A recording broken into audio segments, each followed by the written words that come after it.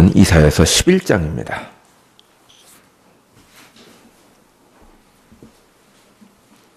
이사야서 11장 1절부터 9절까지의 말씀입니다.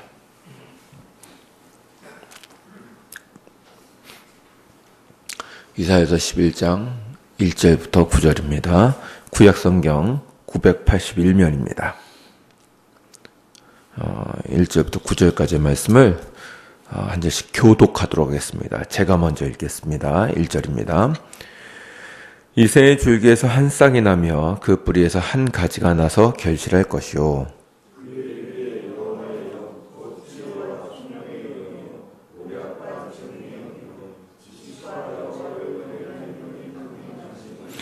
그가 여호와를 경외함으로 즐거움을 삼을 것이며 그의 눈에 보이는 대로 심판하지 아니하며 그의 귀에 들리는 대로 판단하지 아니하며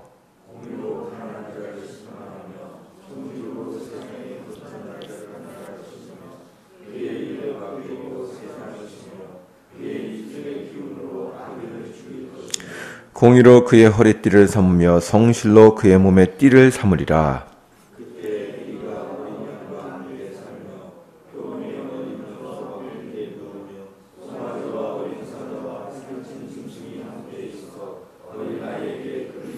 암소와 곰이 함께 먹으며 그것들의 새끼가 함께 엎드리며 사자가 소처럼 풀을 먹을 것이며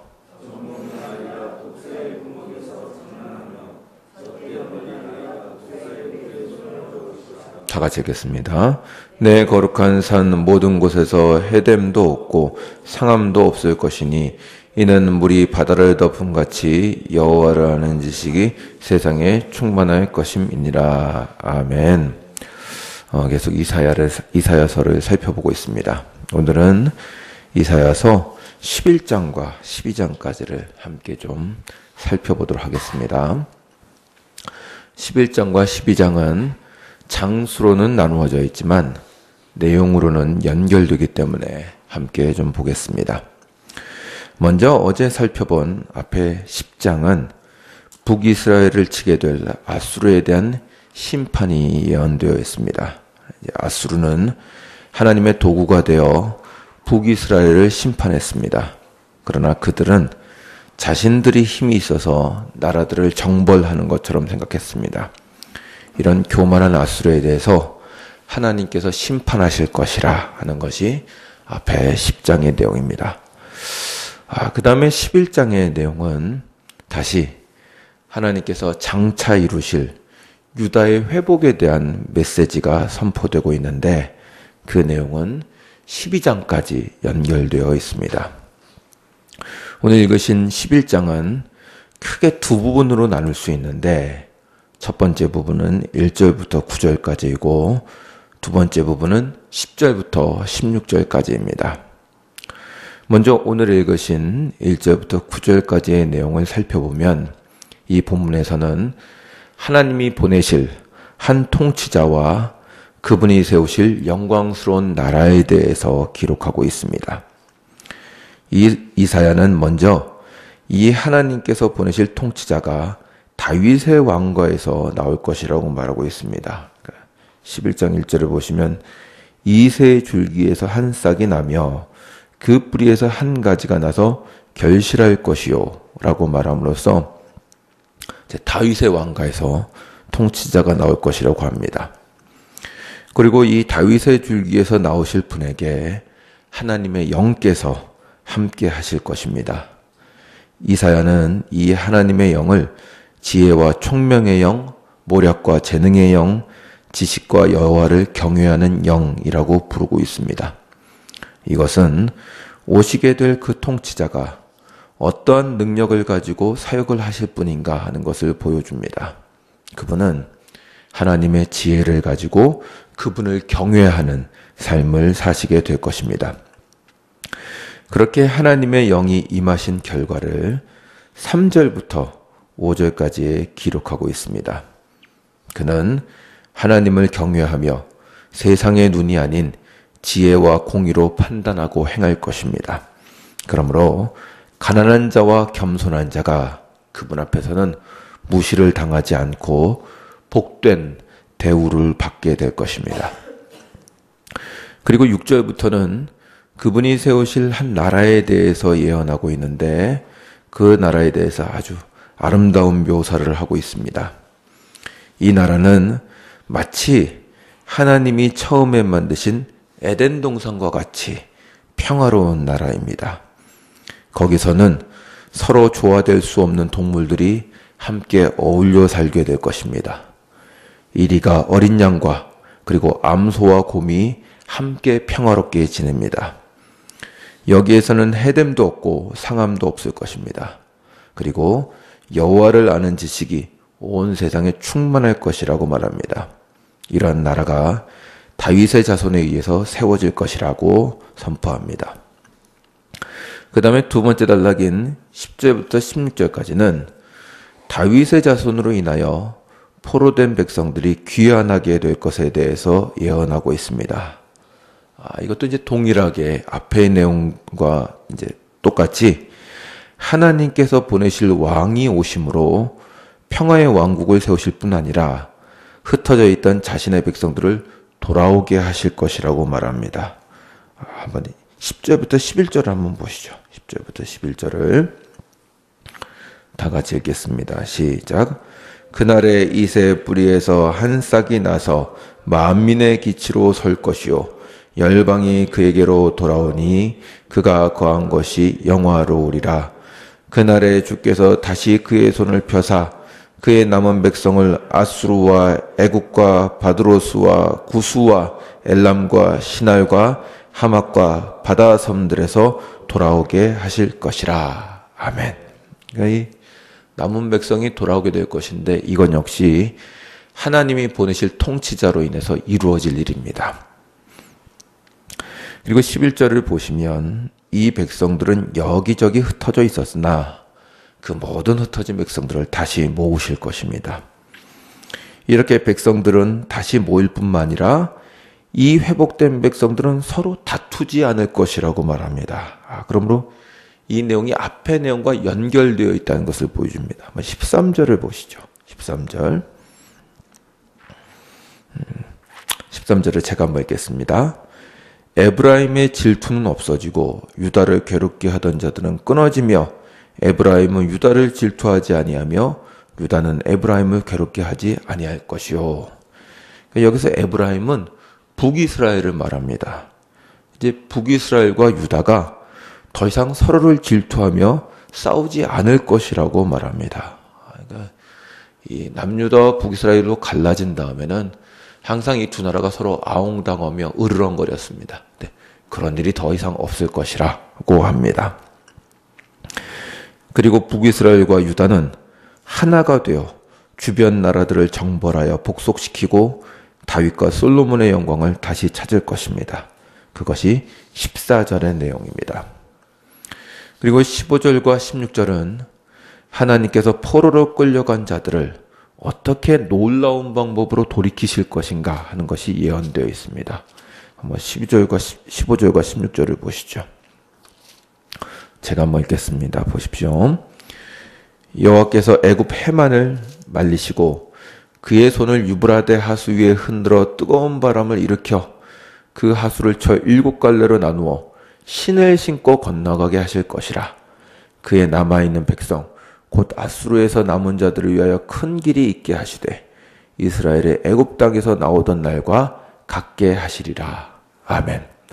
그러니까 이 15절에 있는 말씀은 마치 홍해를 가르신 것처럼, 그러니까 출애굽할 때 홍해를 가르시는 것처럼 그렇게 놀라운 기적으로 다시 자신의 백성을 바벨론에서부터 끌어내실 것이라고 얘기합니다. 그 16절에는 아수르에서 큰 대로를 내어 다시 그 백성들을 회복하실 것이라고 합니다. 이 말씀들은 지금 유다와 북이스라엘이 멸망을 당할 것이지만 하나님께서 애굽, 출애굽을 능가하는 그런 큰 기적으로 다시 그 백성들을 모으실 것이라 하는 것을 설명하는 것입니다.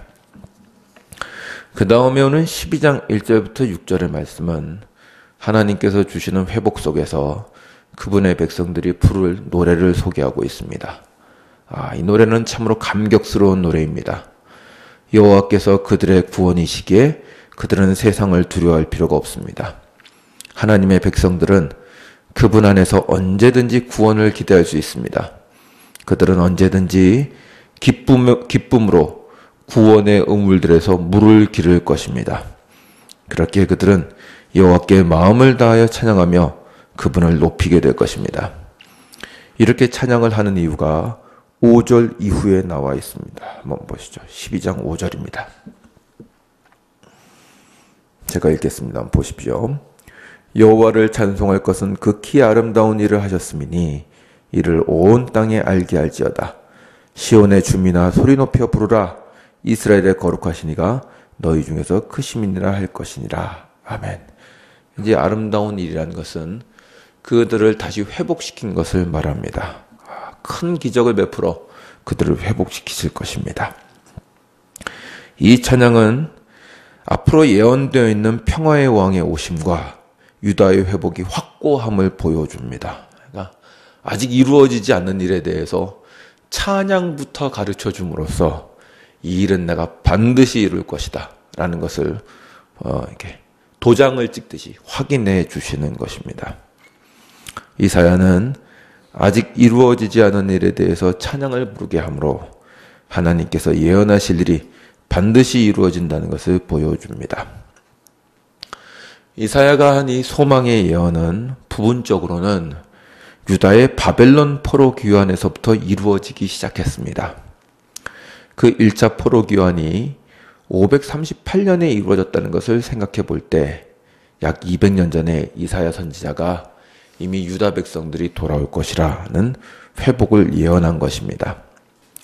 그래서 이 11장의 내용을 바벨론 포로들의 1차 귀환으로 생각할 때 학자들은 1절에 나오는 이새의 줄기에서 나온 한 싹을 이제 수룹바벨로 해석하기도 합니다. 1차 포로 귀환을 주도한 수룹바벨이 바로 다윗의 자손이기 때문입니다. 물론 이때 이 예언이 어느 정도 성취되었다고 볼 수 있습니다. 바벨론 포로 귀환은 출애굽을 능가하는 기적이었습니다. 그 당시 어느 나라고 바벨론에게 멸망하여 다시 회복된 나라가 없습니다. 심지어 정복자였던 바벨론조차도 망했습니다. 그러나 유다는 다시 회복되어 돌아올 것입니다. 유다의 회복은 큰 기적입니다. 그럼에도 불구하고 이 성취는 그때로는 충분하지 못합니다. 왜냐하면 유다가 포로에서 돌아온 후에도 이 예언에서 말하는 하나님의 나라의 영광은 회복된 적이 없기 때문입니다. 회복된 이스라엘은 여전히 강대국에게 끼어 있었고 유다 백성들은 식민지 속에서 서로 하나가 되지를 못했습니다. 그렇기에 신약 성경은 이 이새의 줄기에서 난 한 싹을 오신 하나님의 아들이신 예수 그리스도라고 소개하고 있습니다. 그분은 다윗의 후손으로 오셨고 성령을 충만하게 받으신 분이시며 참으로 하나님을 경외하는 삶을 사신 분이십니다. 또한 죄인들을 구원하여 새 사람을 만드시며 그분의 나라가 임하였음을 선포하셨습니다. 복음서에서 그분의 메시지는 회개하라, 하나님의 나라가 가까웠다라는 것이었습니다. 예수께서는 그분의 속죄로 인하여 교회를 이루셨고 그 교회를 하나님의 나라로 이루셨습니다. 이 하나님의 나라는 예수께서 다시 오실 때까지 온 세상에 충만해져 갈 것입니다. 저는 이 본문에서 여러분과 함께 오늘 읽은 그 예수 그리스도가 세우신 나라에 대해서 좀 생각해 보고자 합니다. 이사야는 하나님의 나라의 가장 큰 특징, 그러니까 메시아가 오셔서 세우실 나라의 가장 큰 특징을 평화라고 하고 있습니다. 이것이 바로 6절부터 9절까지의 내용입니다. 그리고 아까 읽으신 바대로 13절에서도 그 내용이 반복됩니다. 북이스라엘과 유다가 다시는 서로 싸우지 않을 것이라는 거죠. 이 예언은 참으로 신비롭습니다. 이리가 어린 양과 함께 살고 표범이 염소와 누우며 독사가 아이를 물지 않습니다. 이러한 평화가 하나님 나라의 특징으로 나타나고 있습니다. 물론 이 예언은 상징일 것입니다. 나중에 예수께서 재림하신 후에 새하늘과 새 땅에서는 이럴지 모르지만 지금은 상징으로 보는 것이 맞을 것입니다. 그렇다면 결국 이 예언이 보여주는 것은 무엇일까요? 그리스도 안에서 이루어진 성도의 하나됨을 말하고 있는 것입니다. 이리, 표범, 독사는 다 함께 할 수 없는 동물들입니다. 이리가 어린 양과 있으면 어린 양을 잡아먹습니다. 그러나 그 나라는 서로가 해하지 않고 함께 지낸다고 하는 것입니다. 우리는 이 기적을 이미 교회 안에서 보고 있습니다. 교회 안에서는 다양한 사람들이 그리스도 안에서 하나가 됩니다. 세상에서 만나면 서로 대적이 되고 서로 압박하며 살게 될 사람들이 교회 안에서 서로 형제가 되어 평화롭게 지내는 것입니다. 상정과 노예가 함께 지내고 왕과 평민이 형제가 됩니다. 서로를 강압하기보다는 상대방을 위하여 나 자신을 낮춥니다. 이것이야말로 이사야서가 보고 있는 메시아 왕국의 표이며 법인 것입니다. 우리는 여기서 왜 그렇게 예수께서 서로를 사랑하라고 하셨는지 이해할 수 있게 됩니다. 이 성도 간의 하나됨과 사랑이라는 것은 단순히 교회 권면사항이 아닙니다. 해도 되고 안 해도 상관없는 그런 권고가 아니라 그분의 나라의 법인 것입니다. 사랑과 하나됨이 하나님 나라 백성들의 법이며 징표이다 라고 이사야는 말하는 것입니다. 이제 우린 대한민국 국민이죠. 대한민국 국민의 증거는 주민등록증을 가지고 있는 겁니다. 이 증이 없다면 대한민국 국민이라는 증거를, 그러니까 국민이라는 증거를 보일 방법이 없습니다. 동일합니다. 교회 안에서의 연합과 사랑은 하나님 나라의 주민등록증과 같은 것입니다. 이것으로 내가 하나님의 백성이란 것이 증명됩니다. 우리의 사명입니다.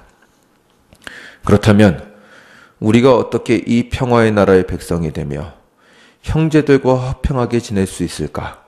그것이 11장 9절에 답이 있습니다. 여호와를 아는 지식이 충만할 것이기 때문입니다. 구약성경에서 무엇을 안다는 것은 단순히 지적으로 아는 것을 말하는 것이 아닙니다. 여호와가 어떤 분이신지 줄줄 읊어댈 수 있다는 것이 아니라 그분과 교제하며 그분의 은혜를 입어서 인격적으로 여호와를 안다는 것입니다.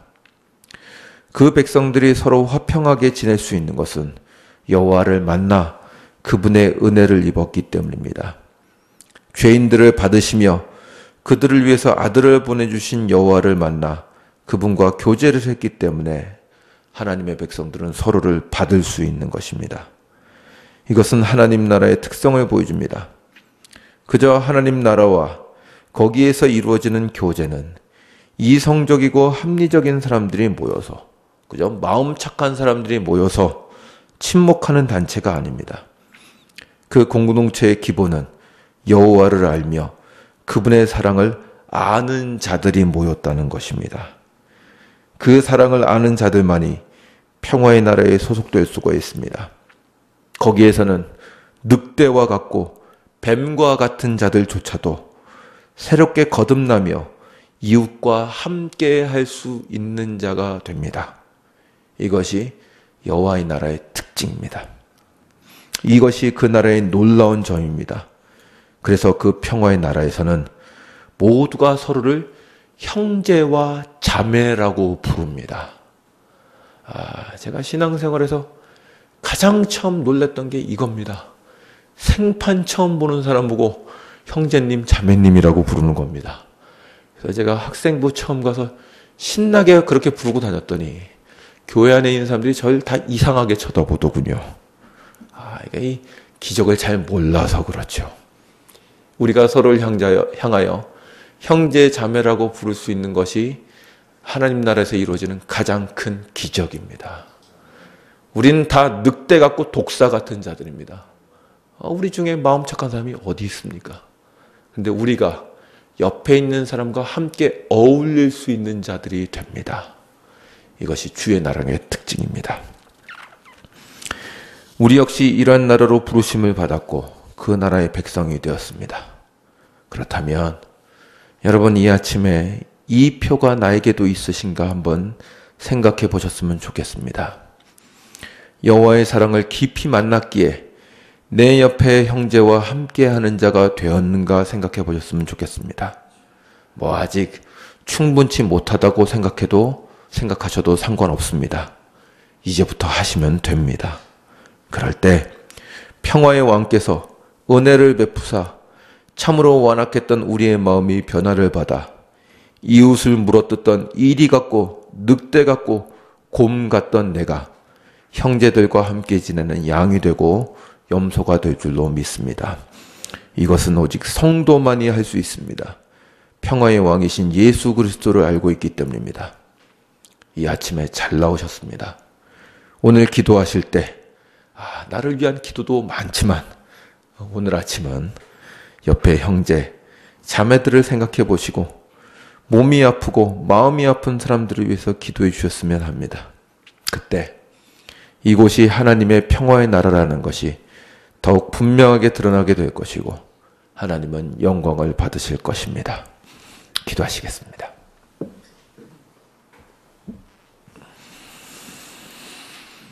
주님, 주님의 성산에서는 서로 해됨도 없고 서로가 물어뜯음도 없이 모두 다 양과 염소가 되어 함께 지낼 수 있을 것이다. 이것은 여호와를 아는 지식이 충만하기 때문에 가능하다. 우리에게 그렇게 예언해 주셨습니다. 지금 우리가 그 기적을 눈으로 보고 있습니다. 예수께서 우리를 구원하셨고 우리의 마음을 바꿔주시고 우리를 교회라는 공동체로 묶어주셨기 때문에 세상에서는 서로 함께할 수 없는 사람들이 이 교회 안에서 함께 묶여 주를 섬기는 공동체가 됩니다. 주님, 이 기적을 우리 안에서부터 이루어 주시고 참으로 여러 가지 갈등과 어려움이 있는 가운데서도 참으로 평화를 이루어 가시는 그리스도를 따라 평화의 나라가 이곳에 임하게 하여 주시옵소서. 그리하여 주께서 머리 되신 이 공동체가 세상과는 구별되는 하나님의 나라라는 것이 우리를 통하여 증명되게 하여 주옵소서. 감사드리며 예수님의 이름으로 기도드리옵나이다. 아멘. 하늘에